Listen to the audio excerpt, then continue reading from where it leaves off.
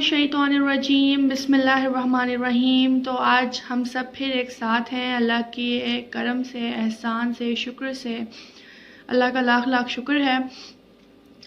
आइए नियत कर लेते हैं, आज जो हम हदीस पढ़ेंगे इसको ख़ुद भी सुनेंगे और दूसरों तक भी इसको पहुंचाएंगे, और अल्लाह हमें हमारी नियतों और इरादों का सवाब दे। आमीन सुम्मा आमीन बिजाह नबीयीन।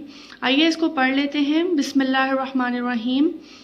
प्यारे रसूल सल्लल्लाहु अलैहि वसल्लम की प्यारी नसीहतें।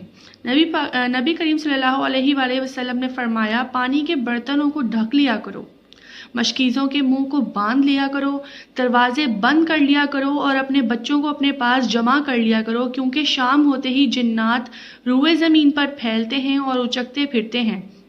और सोते वक्त चिराग बुझा लिया करो, क्योंकि मोज़ी जानवर चूहा और जो भी ऐसे जानवर, कुछ जानवर जो मोज़े वगैरह में जन्म लेते हैं, उनके लिए कहा गया है कि मोज़ी जानवर बाज़ औक़ात जल्दी बत्ती को खींच लाता है। मतलब अगर लाइट्स ऑन होती हैं तो इस तरह के जानवर जो हैं उस पर अट्रैक्ट होते हैं और इस तरह सारे घर को जला देता है।